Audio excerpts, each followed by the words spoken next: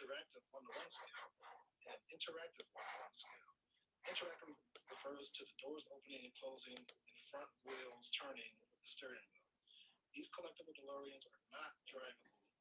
This feature will be developed and will be available in a later release. Universal Studios LLC and Amblin Entertainment Inc. all rights reserved. So as we teleport over here to Wikipedia, I just want to go over a brief history of the DeLorean time machine so we can get an understanding of what it is and why it is and why we want to buy it. So in the Back to the Future franchise, the DeLorean time machine is a time travel device made by retrofitting a DMC DeLorean vehicle with a flux capacitor. The car requires 1.21 gigawatts of power and needs to travel 88 miles per hour to initiate time travel. Universal Studios Special Effects Department built 3 main DeLorean time machines for the movie Back to the Future. The film's producers characterized the DeLoreans with three names: the A car, the B car, and the C car.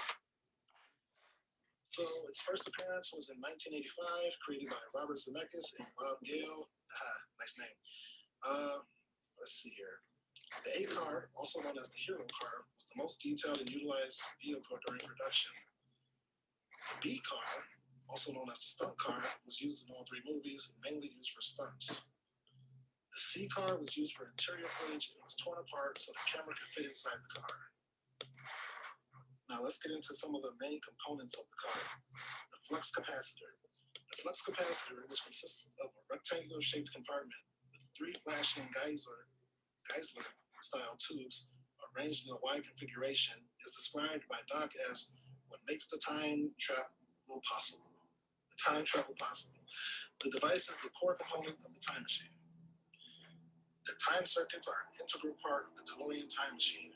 They were built with an input device and display. The display was divided into 3 sections: destination time, shown in red, present time, shown in green, and the last time departed, shown in yellow, all annotated with dynamo labels. As you can see here, there's the red, green, and yellow labels there. The Mr. Fusion Home Energy Reactor is the name of a power source used by the DeLorean time machine in Back to the Future trilogy. It can be seen for the first time at the end of Back to the Future when Doc pulls into the McFly's driveway after a trip to the year of 2015. It is a parody of the Mr. Coffee machines, which were very popular at the time of filming. The appliance from which the prop was made was actually a Krups Coffina model coffee grinder. Right there. Next up, you got your... Morning, guys. Good morning. How are you? Good, and you? Doing good. You guys had a good weekend? Yes, a lot of sleeping. It's really good. Yeah, I slept Good in morning, too. everyone. Good morning, Tabitha. Are we early? No, I think everyone else is just a little late. We get started in 9:05 usually, so they're probably just rolling in. Oh, and the kids are off school this week, so everybody's sleeping late. Oh, they are? Make breakfast or anything. You guys have spring break this week? Yeah. And then they were supposed to go full in person next week, but because of COVID, they're gonna leave them virtual 1 more week. Oh, okay. Yeah. At this point, it's like they should just stay home. It's almost. Hi, Belinda. Good morning. Morning. Morning. How are you, Belinda? Good. I have to be moving around in the vehicle so far, so I'll be listening in. So Cool. I'm not gonna open up my mic if necessary, but I do have my notes. That's awesome. Thank you for joining us. Yeah, I printed out because I don't know if you mentioned this, but you know you can print out all of the slides into a workbook. Oh, from Micah's program? Yes. No, I didn't know that. I've just been downloading the PDFs and putting them into our Google Drive file. Yeah, she has one big file, I think, at the end of it, because after I took the course, that's what I did. So. Nice. Okay. Thank you for That's that. what I did. I printed out and I'm going by one by one, taking my time. It's really helpful and very motivating. I do it first thing before I even start my day.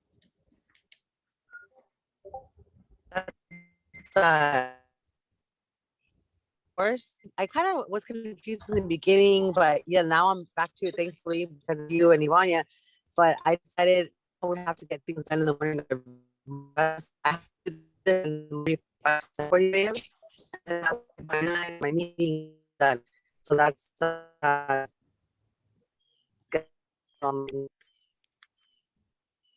You got a really bad signal, Tabitha. I'm not sure if maybe you're in a bad location.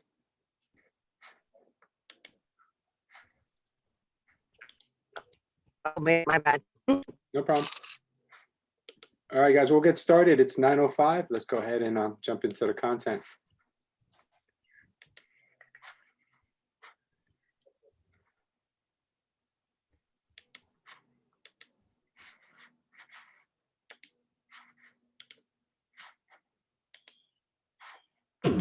How to become a script master.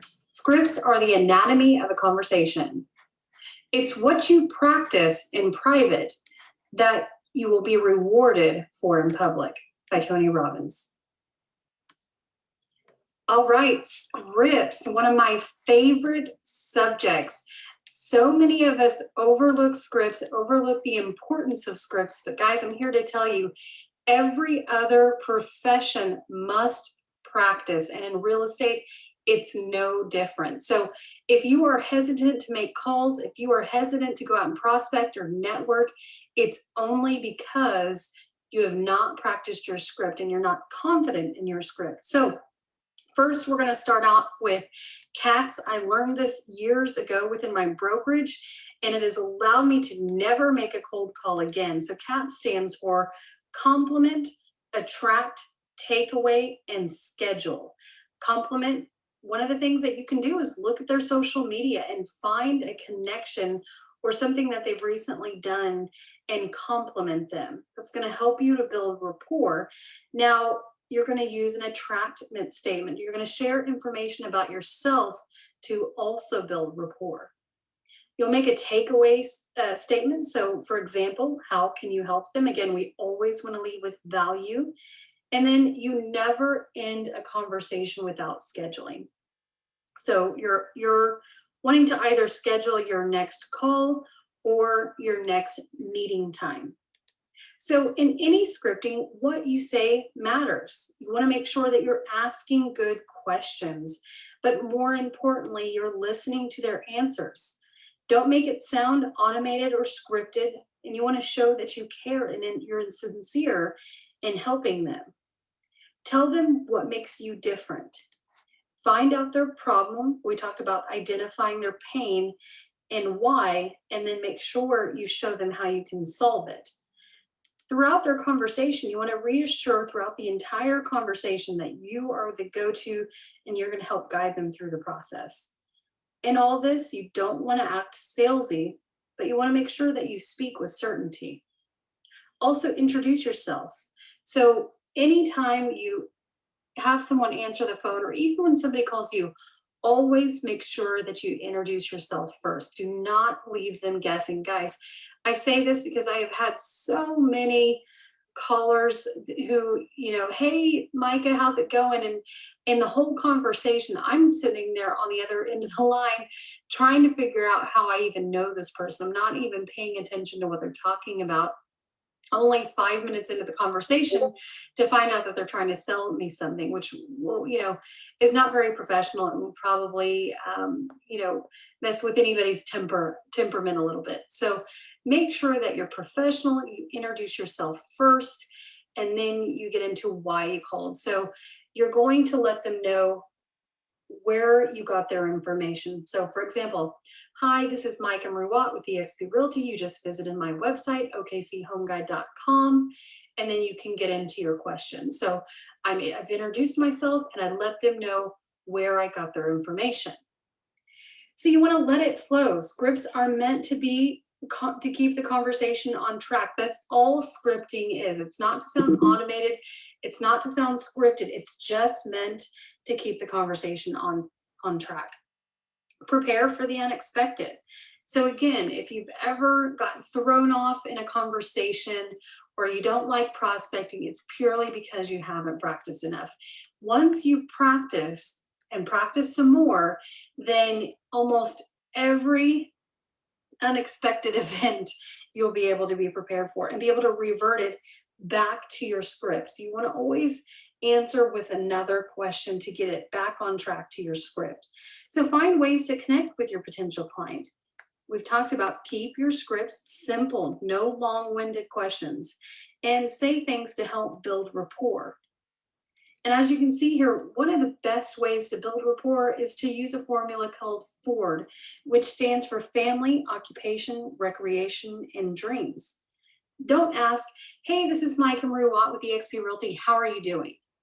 Okay, always lead with questions about them, but first you introduce yourself, you let them know where they came from. So whether it was a website or an ad or whatever it may be, or maybe a referral, and then you ask them what the purpose is of the call, but you don't say, how are you doing?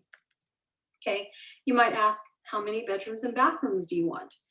Is there a home you've seen that comes to mind? There is a direct correlation between how much you're willing to practice and the results you'll achieve every day. So your action item going to be for today is practice your scripts and your examples that are attached. Here's a couple that I have just as an example. So if I was going to make a phone call, hey, my name is Mike and Ruwat with eXp Realty. I was calling about the home on 123 Main Street. It's available for $300,000. Can you grab a pen and paper? I'd like to give you information that's not available online. Again, if you notice, the tagline there is I'm trying to provide them information that's not available online. I always want to lead with value. So maybe that's the property disclosures, or maybe I drive by and I send them a video tour, whatever it may be. That's going to be your irresistible offer. Or you could do a simple video text. And guys, remember, video text, gals, you don't have to have your makeup perfect. Guys, you don't have to look perfect. Just get out there and do it. And the clock is ticking. As soon as you get their information, you want to send it out as soon as possible. So it could say, hey there, I called. I'm sorry that I missed you. I wanted you to put a face with a name. I'm here to help you during your home search. I will be your home expert, Mike and Ruwat. So however, you can change the wording up to make it sound like you. But if you leave them a voicemail, I would always follow up with a video text. And remember, leads are people, so build a relationship. So practice your scripts. That's going to be your action item for today, and practice with your accountability partner.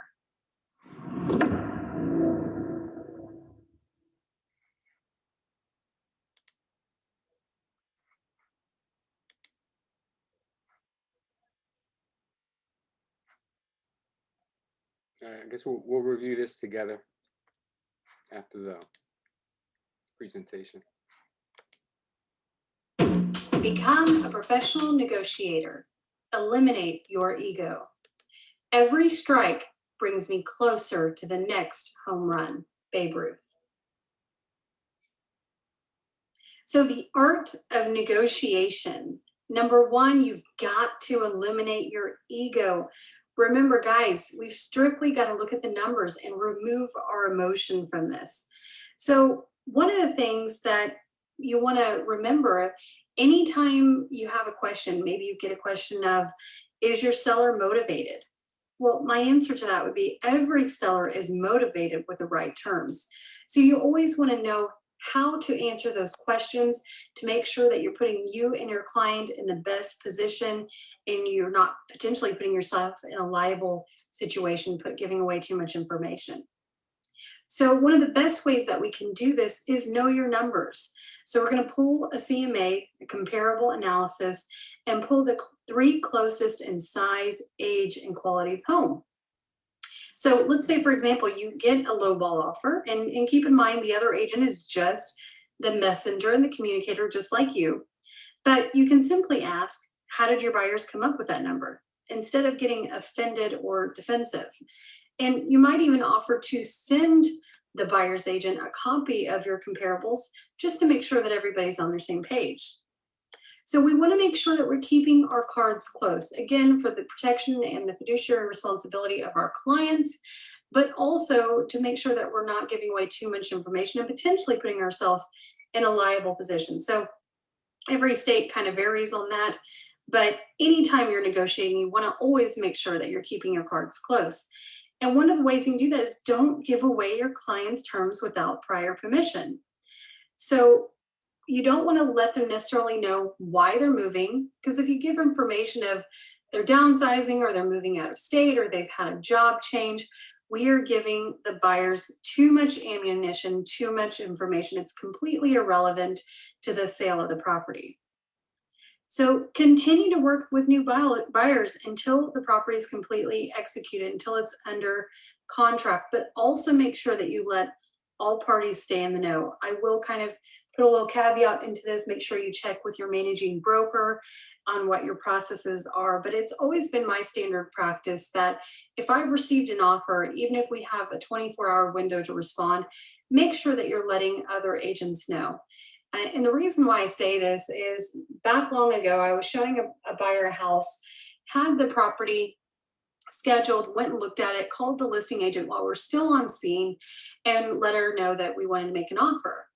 Well, her response was, it just went under contract. The contract was just executed a few minutes ago. And it really irritated me that she completely had she didn't take the time to give us a call. I mean, there was just no emotion or no really response to the fact that we had just looked at the home. We were calling her while we were still there. So especially in a multiple offer situation, one of the best things I can tell you to do to make sure that other agents respect you and you remain a professional is call the other agents with the seller's permission and let them know there's multiple offers on the table. That just lets everybody know you don't want to give away the terms, but you let everybody know that the opportunity is there and that there's a little bit of a time crunch. So with all that said, you want to become a professional negotiator. That is key. And also I use this even whenever I have the objection of a price reduction for my commission. So you always use the negotiation to answer that. So as a negotiator, when you're hiring me as an agent, you're hiring me to be the front line of the negotiation for your property. So why would you hire me if I negotiate against myself on commission? So you can almost use that to your advantage. Also, you want to understand the differentiator between list price and sales price. So when you're listing a house, I always look, I pull the comparables, which are obviously the solds.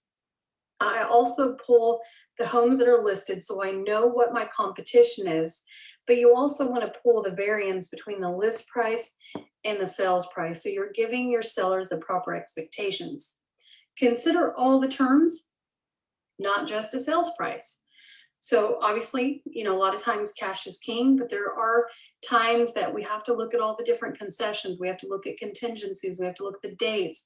So you want to make sure that your sellers understand we need to look at all those terms as one, not just the sales price. And the most important, just in like our last course, is practice your scripts, because scripts are the anatomy of a conversation. So this goes no different than new clients and your current clients. So your action item for today is going to commit to a script partner and schedule your weekly calls, not only to practice scripts, but also practice negotiation.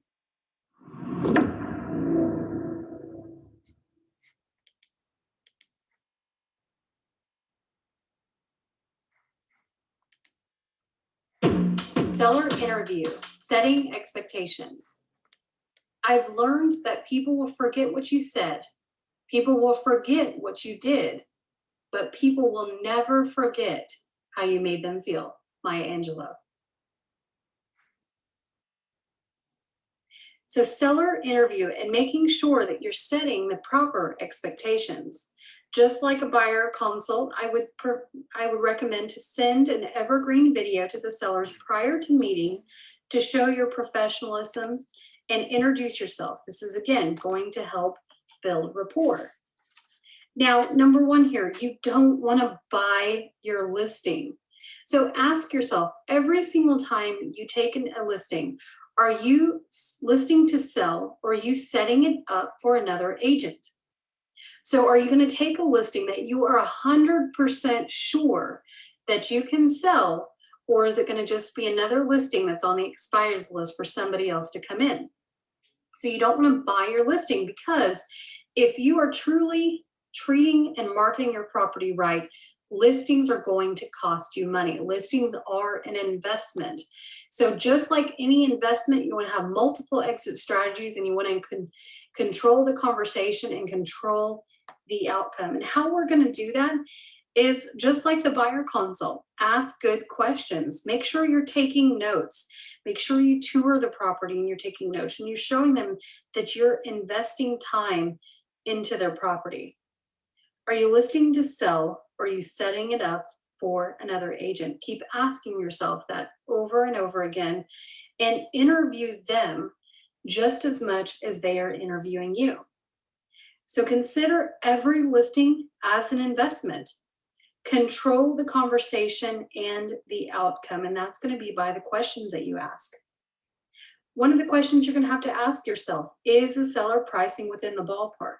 If they are just completely out of the ballpark with no means to budge on the price, it's probably in your best interest not to take that listing. Is your listing going to be competitive with active, pending, and sold listings? So don't just pull a CMA on sold listings, but also pull what's active. What is your competition? Because you want to make sure that you are priced accordingly. So think of it this way. If you go to a car dealership A and they have the perfect car that you're looking for, and you go to car dealership B and they have the same car at the same price, but they're willing to throw in a sunroof, which car are you going to choose? You're going to choose B, right? Now, let's look at the same situation. Two cars, dealership A, dealership B. Dealership B does not do a sunroof, but they're going to give you $10,000 off. Okay. You're going to realize that for $10,000, you can put in your own sunroof and probably more. It's no different. It's a law of substitution. It's no different than with homes. So you've got to make sure that you're explaining that properly, and that your sellers are being competitive against what their competition is on the market. Now, the other part of this is your seller willing to participate in a staging consultation? Personally, staging consultations are always part of my marketing plan that I offer to my sellers. I don't offer them necessarily a full stage where we're bringing in tons of furniture and whatnot, because that can obviously get expensive. Sometimes, depending on your price point, it may even exceed the commission. But a staging consult can be relatively inexpensive.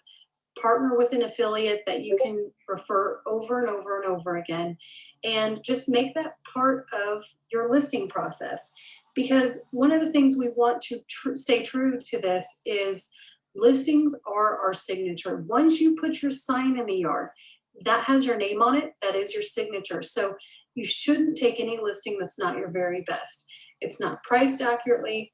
The pictures look the best they can, because we all know that's where buyers choose if they even want to see the house and it's properly staged.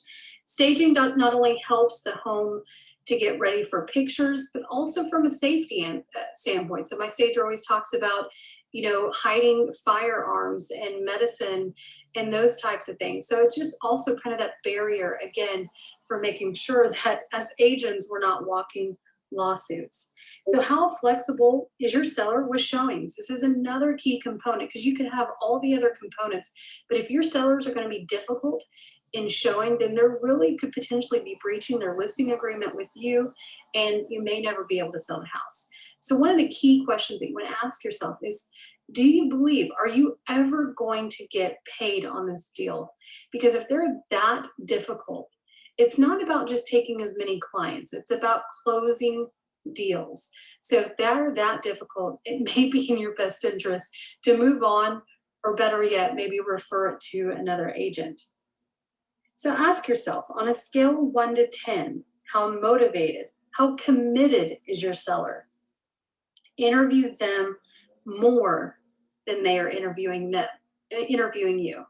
So maybe they're interviewing several agents, but you want to interview them and you want to let them know you're interviewing them just as much. Because why?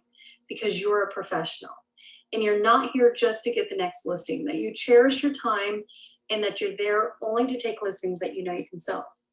So you want to show your worth, because every penny of the commission, show your worth. Feel free to charge even more, or even ask maybe for transaction fees if they're allowed. Do not discount your worth. The second you discount your worth, you're putting your guard down and you're showing them that you're a poor negotiator.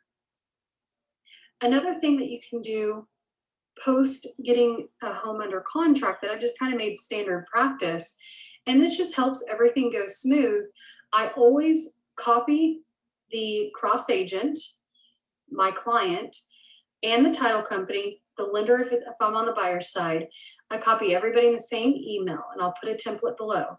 And you have the buyer's information, seller's information, listing agent, selling agent, closer, closing date, just all the major terms in the body of the email. So from day one, everybody has all the information necessary. So for your action item today, you're going to practice a seller interview with your accountability partner.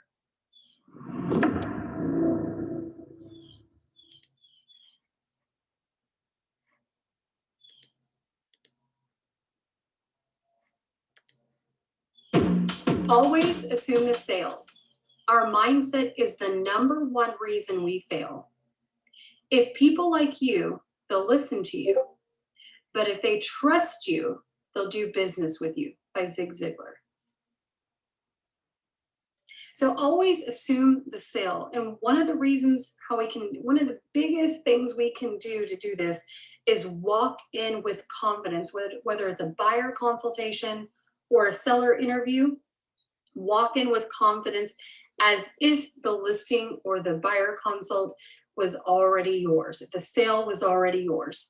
Don't ask questions in an interview to show uncertainty. So pay attention to your words, because your questions and answers need to demonstrate confidence and certainty. Too many times I have been on three-ways with an agent and their client, and I hear the questions that the agent's asking, and they're showing uncertainty, they're showing a lack of confidence, they're showing a lack of professionalism. We're asking questions, well, what do you think? No, remember, I've said it over and over again, we are the professional, they have hired us as the professional, so we need to guide the conversation. That way we ensure that it closes the way that it should. So you want to come to a meeting ready with your listing agreement and your marketing plan in place. If you're going to a seller interview, don't just sit there and do a standard listing presentation. Tour the home, take notes, ask questions, let them see your marketing plan and have a listing agreement ready to go. Assume the sale. A listing presentation, nobody cares about how great you are. If they want to see all your different accolades, print it out, leave it there. They can look at them at another time. You want to provide a specialized marketing plan for the seller. No standard listing presentation. So be ready by the end of your appointment. Be ready to get your sellers to commit, to schedule the stager and the photographer. So when we talked about the CATS scripting, we talked about S stand for schedule. It's no different than when you go to an appointment. You want to always leave an appointment with another appointment. So I've always made it a habit. I get the sellers to commit and we schedule the stager and the photographer while we're there. If you show and feel doubt, the sellers are going to sense it. We've talked about the 80-20 rule, and 80% being your psychology and your mindset and your energy, right? If you don't have the energy, if you don't have the confidence, if you show doubt, and if you feel doubt in yourself, even as a brand new agent, they are going to sense it. Mindset is the number one reason for failure, is your own mindset. So I will have an example of my 52-point marketing plan later on, but your action item for today is find a seller and record your seller interview with their permission, and then evaluate it.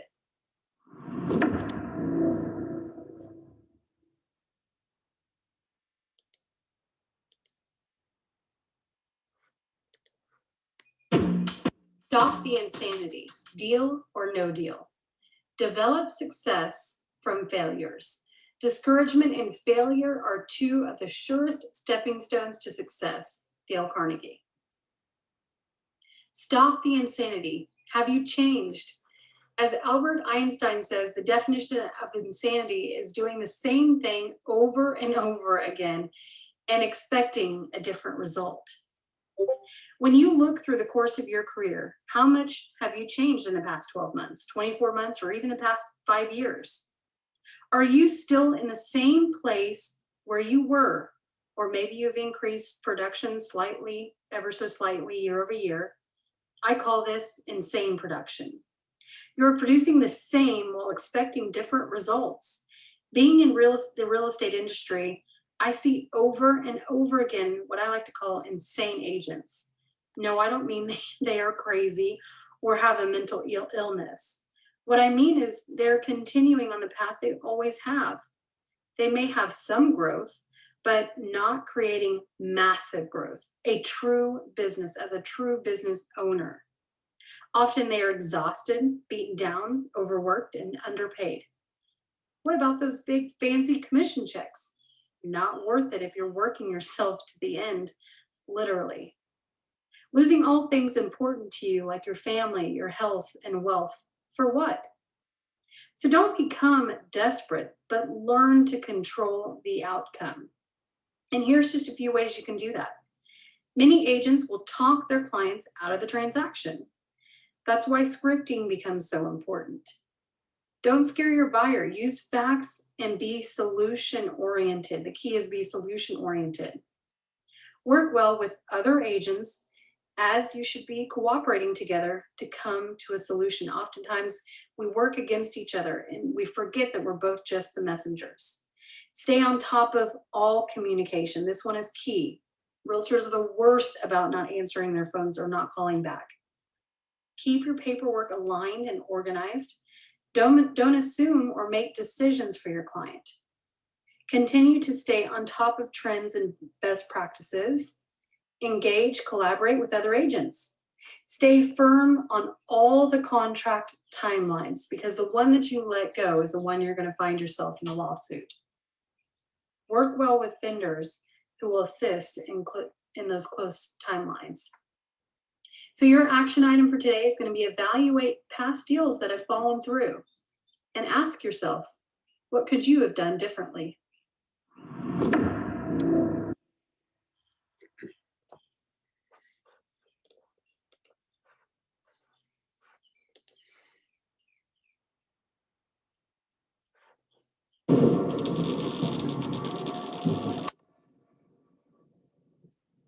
Welcome to your week 8 weekend challenger. So last week we talked a lot about buyer expectations, and I even had you practice the analysis paralysis method with your accountability partner or family and friends. This week we've really focused more on sellers and really scripts, because we have to remember scripts are the anatomy of the conversation. So a lot of us say we don't like to sound scripted. We don't want to practice scripts. Guys, we're in real estate. Every other profession has to practice, professional athletes, actors, whatever it may be, singers. So real estate is no different. We must practice. And for that very reason, we have the action items and we have the weekend challenger. So with that said, it's no different from last week to this week. The only difference is we're talking about sellers instead of buyers. Really, again, setting up those proper expectations, letting them know how you're going to get them results, and also interviewing the seller just as much, if not more, than they are interviewing you. So I don't want any of those standard listing presentations where you sit down for 30 minutes or 60 minutes and you go over how great you and your company are. Reality is clients don't care. They care about you, your results, and how you're going to get their homes sold for the most money. And a lot of that boils down to the marketing and things that you have in place, your offer and your value add that is unique to any other agent that they could go to, right? So for your weekend challenge this week is get your accountability partner the same or somebody different, family or friend, doesn't matter.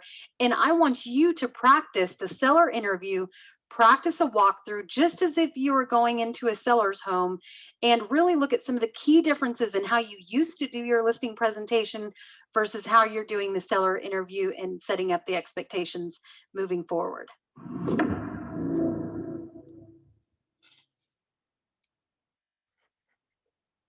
All right, guys. So she gave us a lot of good stuff today, and I am a big fan. If you guys know how I teach, I'm a big fan of role play.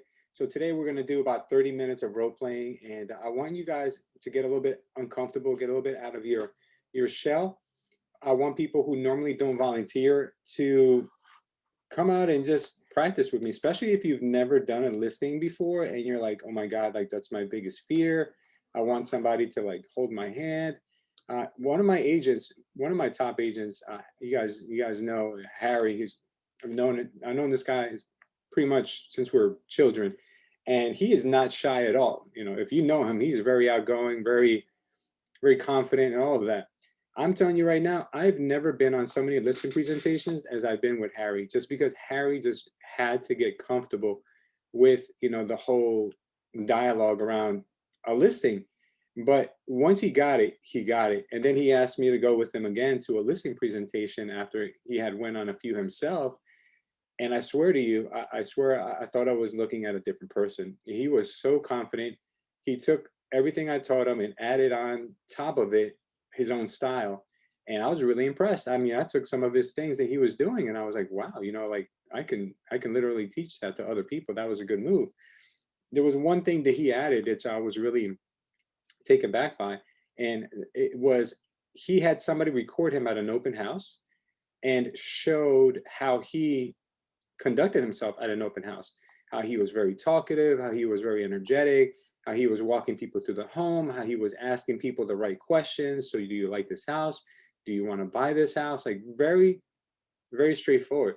And then he would use that video in his listing presentation to show them, this is how I do my open houses. Instead of saying, oh, this is what we do, he showed them. A show is always stronger than a tell. That's what our dialogue coach has always told us. And when he would show that, the people would be captivated. The people were like, oh my God, like pretty much it was a done deal. And the whole part about assuming the sale, you have to be confident enough to suggest that the listing is yours. Even if you're being told when you walk in the door, you're the third agent that I'm meeting with today, or you're the first of 5, whatever the case is, it doesn't matter. People will make a decision whether they want to work with you, most likely within the first few minutes of meeting you.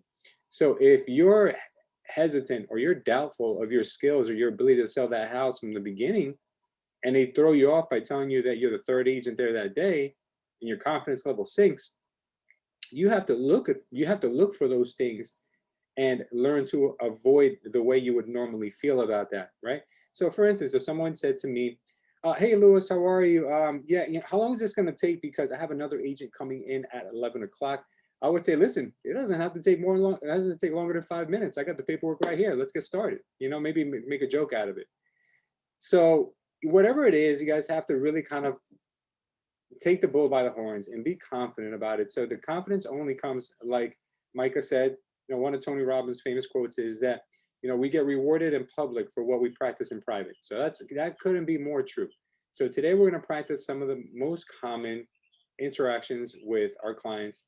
We can even practice some agent attraction if you guys want. We can practice maybe some buyer rebuttals or whatever you would normally call a buyer being on the fence. But I want to focus more a little bit on listings, guys, on listings.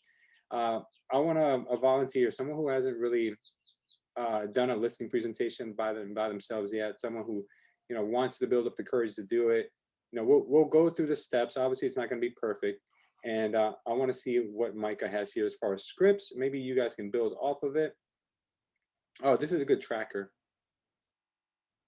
This is nice. I like this. So let's go through this really quickly, and then we'll jump into some dialogue with some of you. Okay, so on on her introduction here, why scripts? Scripts are the anatomy of a conversation. They are designed to help stay on track throughout the conversation, allow you to get closer to your goals. All right, so scripts are important, guys, and I'm gonna tell you why.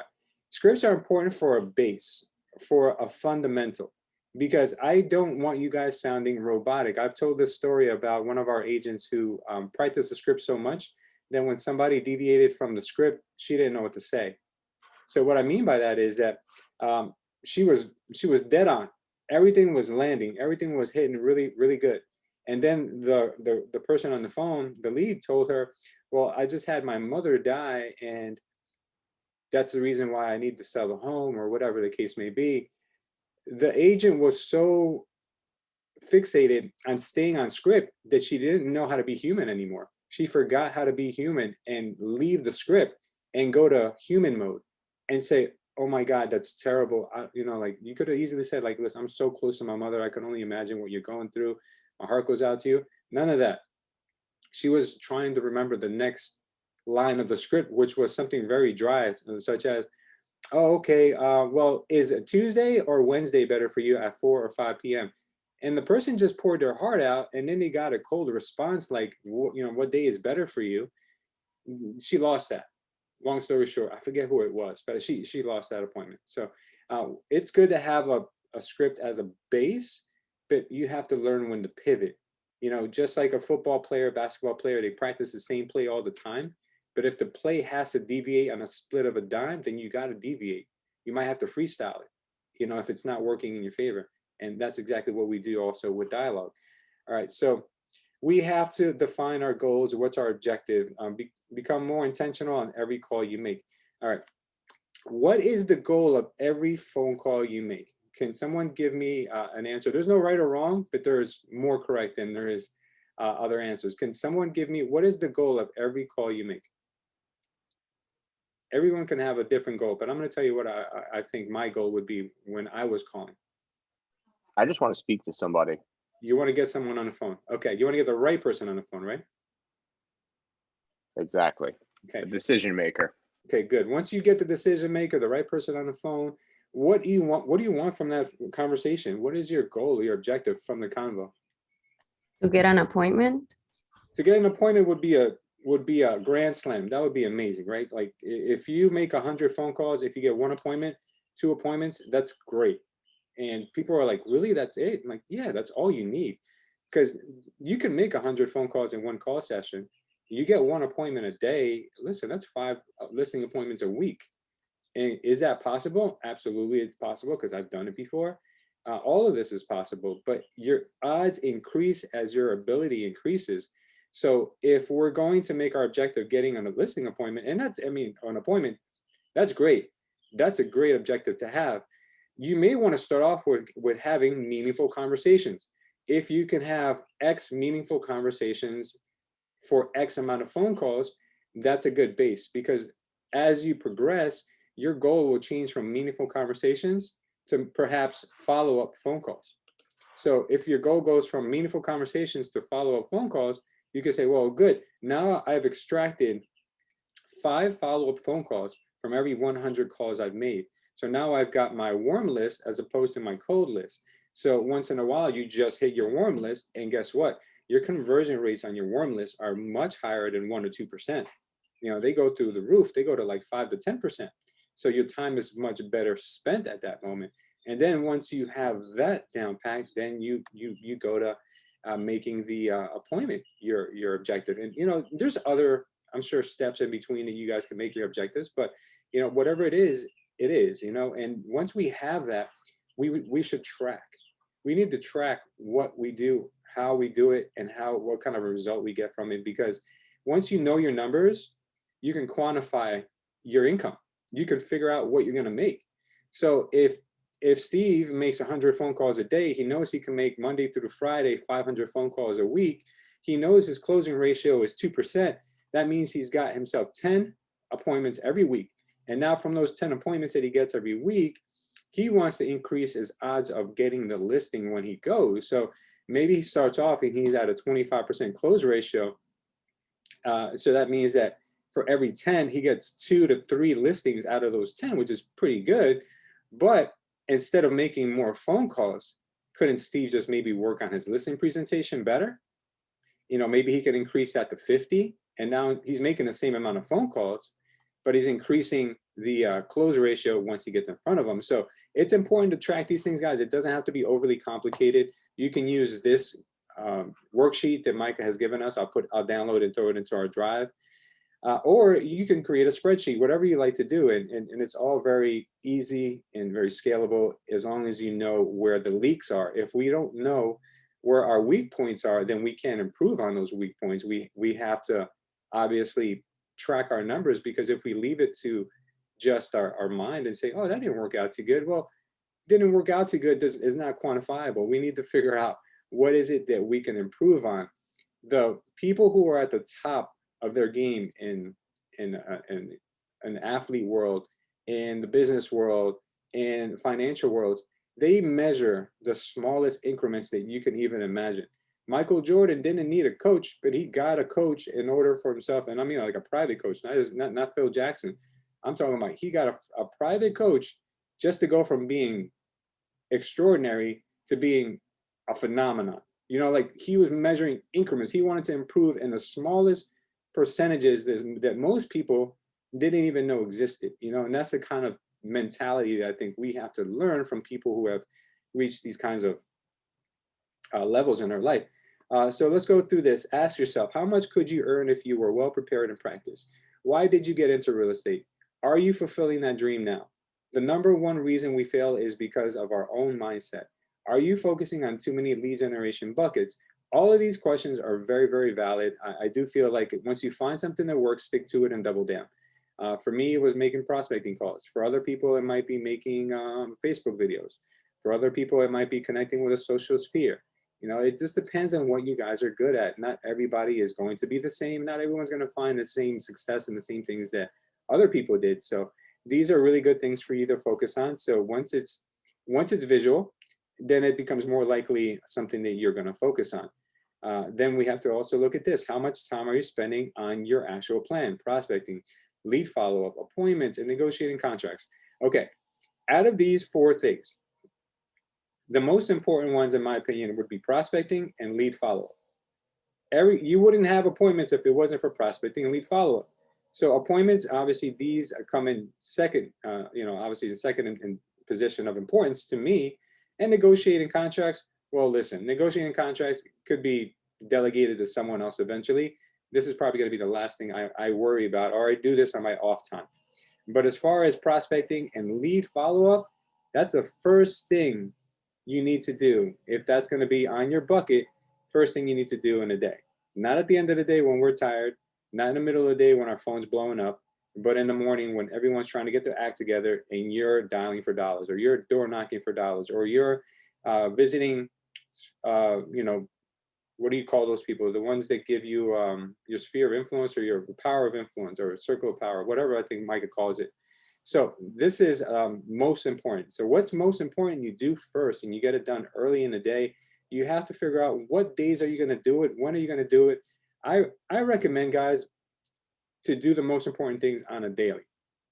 Can you do some of these lesser important things not as frequently? Absolutely. But the most important things, at least between Monday to Friday. And if you have cancellations on the weekends and you have some open time, well, do some more of the things that make you money. All right, next section. Speaking, what you say matters. Always introduce yourself first and don't leave them guessing. Yes, absolutely. I mean, listen, it's so important to remember that when you're calling someone, they have no clue, or when you're meeting someone, they have no clue who you are. But keep it short.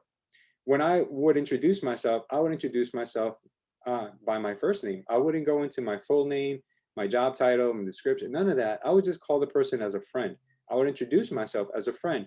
Why is that? Because when you come across salesy, and you come across as you're being overly professional, the other person puts their guard up because they're getting ready to be sold to. But if you call the person and you say, hey, Steve, not Steven. Hey, Steve, what's up, man? This is Louis. Listen, I was just giving you a call to find out if you still own 123 Main Street. Yeah, I do. What is this about? Oh, well, you know what? I was just calling around because I'm working with a really nice couple. I'm working with a really nice investor. I'm working with a really nice first-time home buyer, whatever the case may be. And unfortunately, every single house that we've made an offer on, we've been outbid on. So I'm just doing what I would do for anyone in that position. I'm calling around to see if anyone else would consider selling.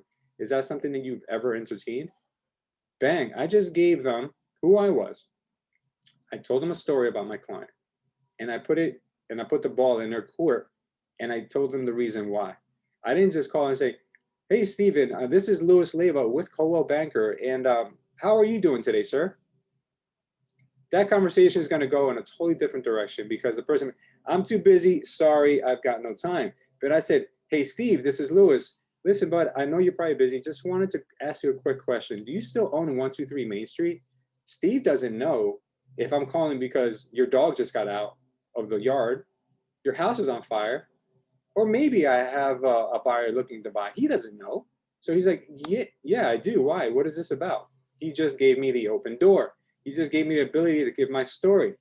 Then you have to work on your story. If you don't work on your story beforehand, well, when I have Steve on the phone, it's going to sound like this. Well, we're looking to up our inventory this spring. So we're looking for homeowners that want to sell. Well, that sounds like a personal problem, Louis. I'm not selling, thank you. But when I tell him a story about a client that I'm working with who's had nothing but bad luck, and I can throw even their kids in there. I can throw, if you really have a client, you can get really personal, how they're veterans, whatever the case may be. And, a lot of times it helps to actually use a real client that you're working with because it rolls off your tongue much quicker and you have better detail. So for instance, let's just say you're working with a couple that are veterans. I think, I don't know if it was Ivani or someone I helped the other day. No. It was Samara. Samara had called me. She's working with a husband and wife who are veterans. Both of them are veterans. Can't get an offer accepted anywhere.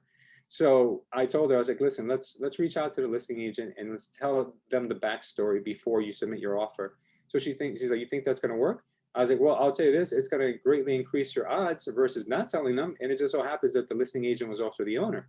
So I don't know what happened with the offer. I don't know if she got it accepted or not. I haven't heard from her since then.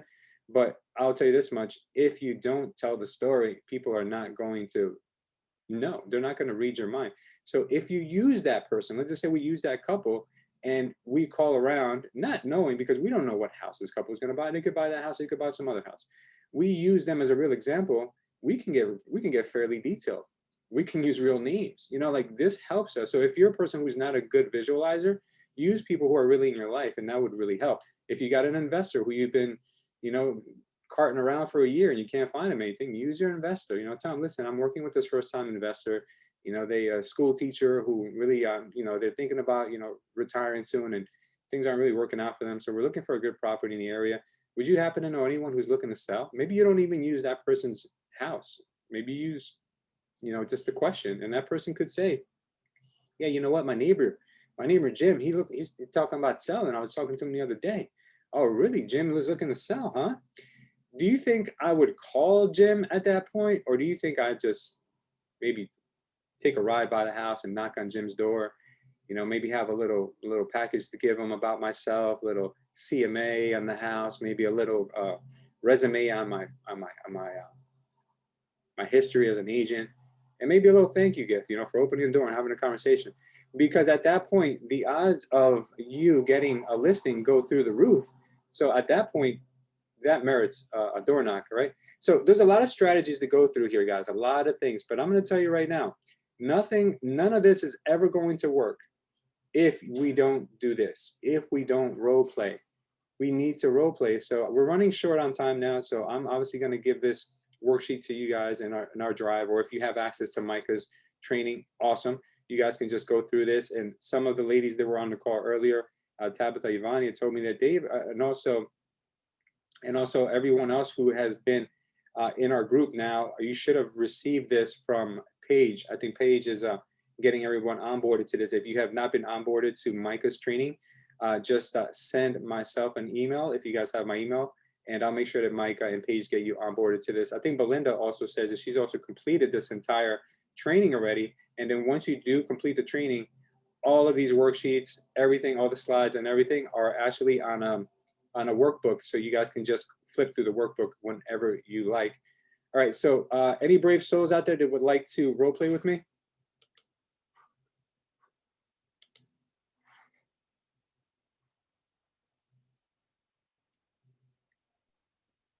Can you hear me?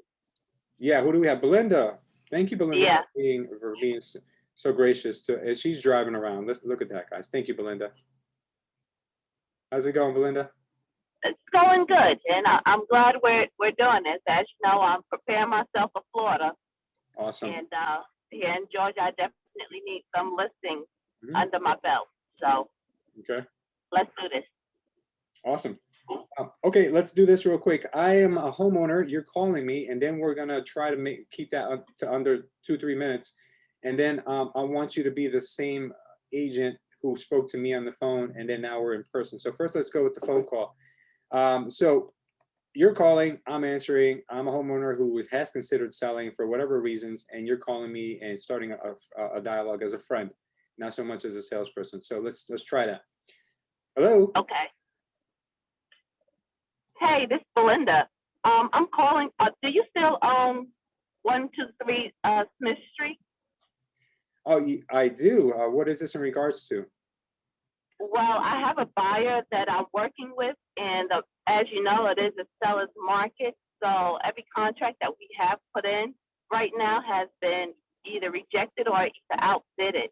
So I was wondering if you are interested in selling, or if you know any neighbors in your immediate area that were looking to sell their home. Okay. Well, Belinda, I'm not really sure, about selling. I've considered it, but I have no idea who you are. I mean, I know other real estate agents in town, and also the one who sold me this property. But do you think that your client would be interested in my house off market? Maybe I'll just give you a commission directly for selling the property. Is that something that you guys would be open to? It's something that we could definitely look at. I can tell you that my clients love the area, love the neighborhood. They have young kids, and this is their desired school district. Mm-hmm. Yeah, because we're not really too interested in listing our home, but if you have a buyer, we'll pay a commission. So yeah, we can entertain that. So do you want to show your clients my house? Do you mind if I do a preview first? Yeah, that's fine. No problem. When are you available? Okay. Can we set up, if you're available, can we go ahead and set up tomorrow, maybe about 7:00 p.m.? Yep, that works for me. Cool. Okay, great. Yeah, that was great. See, guys, I'm very confident, no stuttering, straight to the point. The only thing she didn't do was she didn't address me by name. I'll tell you what, the power of addressing people by name is very, very powerful, because you break down people's psychological mindset when you call them by name. If you ever hear really good salespeople, if you ever hear people who are like savages on the phone, they always address you by your name multiple times, because people love hearing their name. It's crazy, but it's true. People love hearing their name. But call them by the name that they like, because someone's name could be Theodore, but they don't like being called Theodore because that would make them uncomfortable. So you ask them, hey, listen, what do your friends call you? Is it Theodore? Is it Teddy? Like Steve knows exactly what I'm talking about. Imagine if you called Teddy Theodore, he'd be like, that's my dad, man. That's not me. Yep. Yeah, so you just got to make sure you're calling them the right name. So a lot of times when I see a Steven, I see a Joseph, I see a Raymond, I just jump to Ray. I just jump to Joe. I just jump to Steve. The reason why I do that is because the likelihood of that person's friends calling them Steven is very low. They probably call them Steve. So if you get something like that, guys, and you don't know if they get called maybe like a nickname, just ask. Somebody has like a Roberto. Hey, Roberto, I'm sorry, do your friends call you Roberto or Rob? Oh, yeah, my friends call me Rob.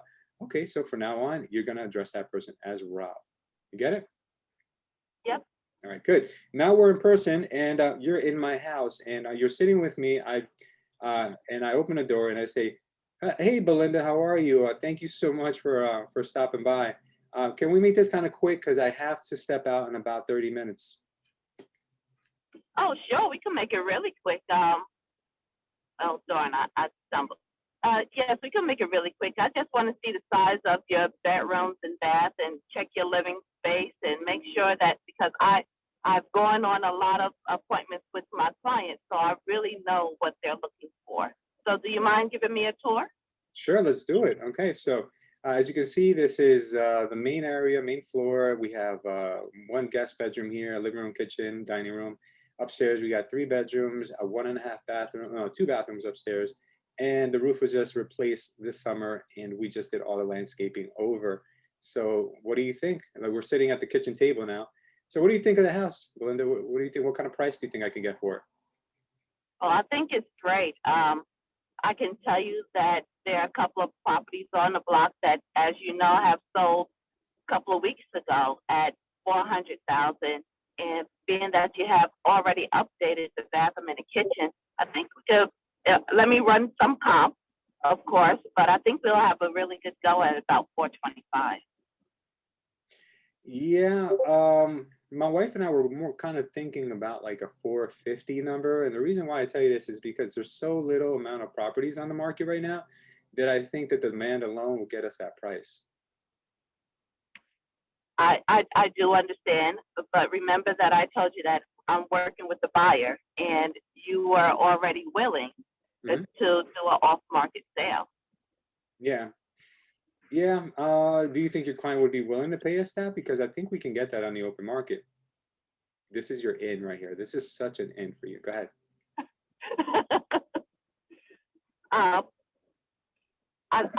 I say let's go ahead and work on the negotiations. Is there anything here that you are willing to do repairs? Because I will have an inspection done. So are you open to go ahead and let's negotiating if the inspector finds anything?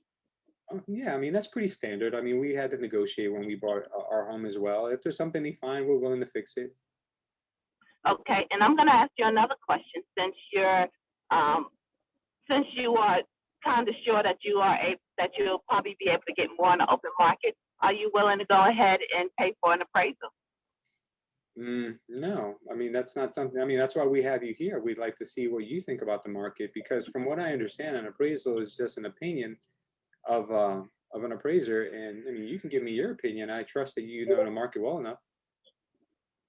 This is very true, and this is why I stand at 425. Okay. All right. Well, listen, we have to think about it. I will get back to you. I'll discuss this with my wife this evening, and we'll see what we come up with. Okay, great. I'll give you a call about 10 o'clock tomorrow morning. How's that? Cool. Yeah, sure. That sounds good. We'll talk then. Okay.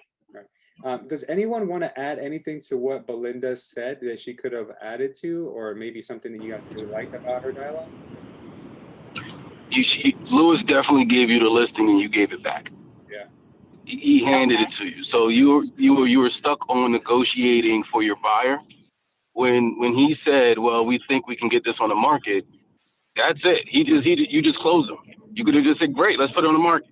I don't think my buyers are gonna go that high, but you're right, somebody will. So sign here. Exactly. Good deal. Yeah, you just waved $25,000 in his face and then he took it back. So yeah, guys, always keep your ears up and deviate from your script. Your script is not your behavior. It's not your all. You need to always think on your feet, be light, be agile. And if I were to say to you, I think I can get 450 on the open market, well, I would have been like, you know what? In this market, anything is possible. Why don't we do this strategy? Let's put it on the market for 450. If you don't get 450 within the first 30 days, would you be willing to negotiate with my client? You know what? Yeah, I think we can. All right, so listen, I can have the photographer here tomorrow. I can have this house ready and on the market. All my marketing could be done by next Tuesday. So how does that sound to you? I mean, that sounds like the listing is already done. You know, it sounds like you've already got a plan in action. Well, I still got to talk to my wife. Okay, well, listen, to be honest with you, if your wife is going to be here this evening, I actually have an opening this evening. I can just come right back.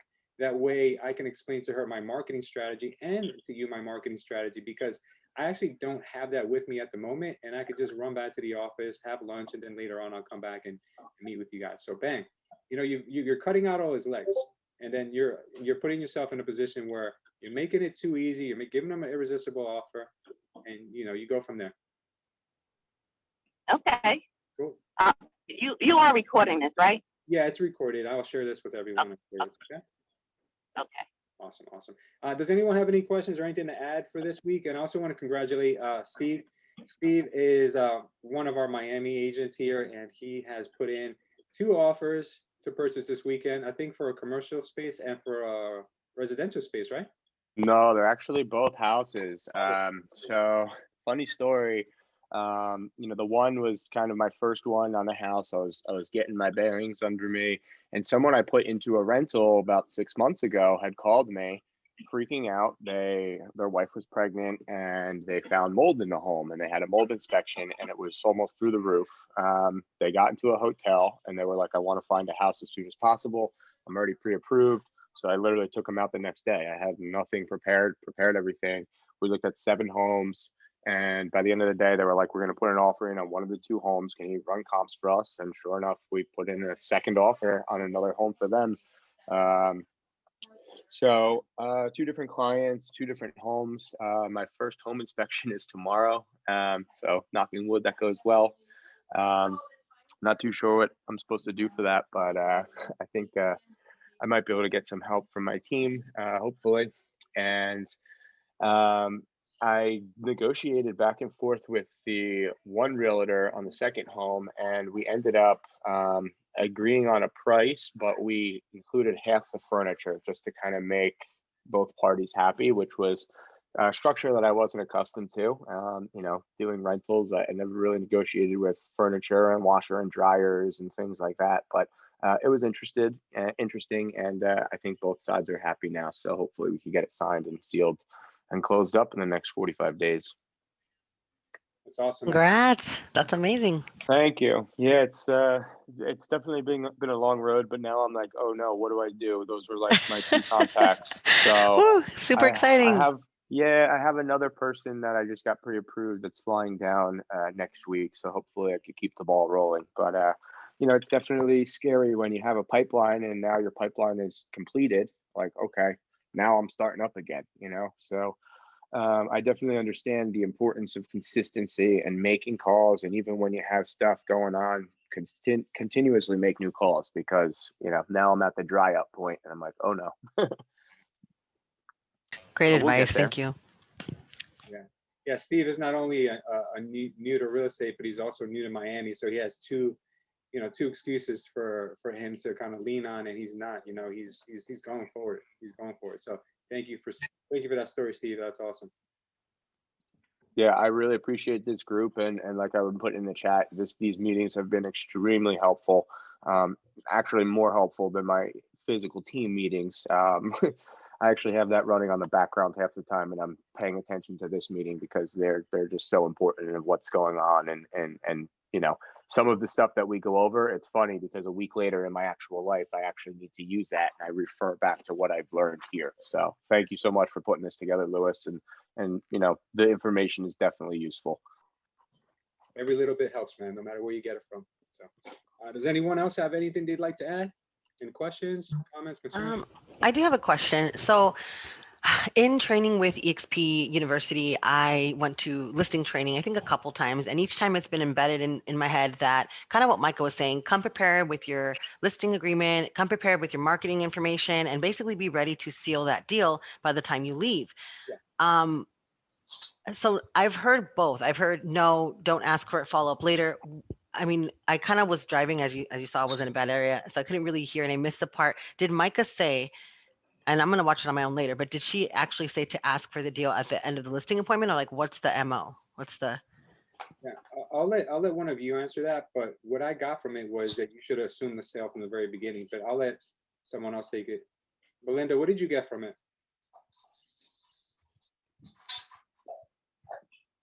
I got always go with the understanding that the listing agreement is yours. I mean, that's my mindset. Yeah. That I'm going already prepared. I just want to sign papers. Absolutely. Good. Yeah. So something else I learned along the way that was very valuable to me. I'll revert back to the same agent, Harry. I went to listing appointments with him where I felt that the homeowner was not ready to sign any paperwork. I felt that I would not have asked him to sign paperwork. And he did. And he would get them to sign. And I'm like, oh my God, I would have not gotten that sign.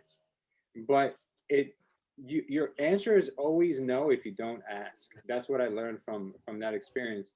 And there have been times where I sat at a table and it was a little uncomfortable to ask for the signature, but I put it in a way where it was more uncomfortable for them to say no than it was for me to ask. So what I mean by that is this. I would ask them, so what did you think about my presentation? They would say, oh, we liked it, thank you. Do you think that I have qualifications that I would need to tell you? Oh, yeah, I think you do. Okay, so can we get started? Would you like to start working with me now? They look at each other and they're like, okay. You make it to the point where you give them, you toss up 2 rhetorical questions that are yeses. You ask is something uncomfortable for them to say no to. So if you think I'm so great, can we get started today? Would you like to get started today? Maybe we could phrase that a little better. Would you like to get started today? Yeah. Okay. Exactly. You're asking, you receive. Okay, got it. Thank you. All right. That's I think pretty good for today, guys. We're a little over too, 10 minutes over. So respect your time, and we'll close out with our prayer. Thank you, everyone, for being here today, and I look forward to next week's meeting as well.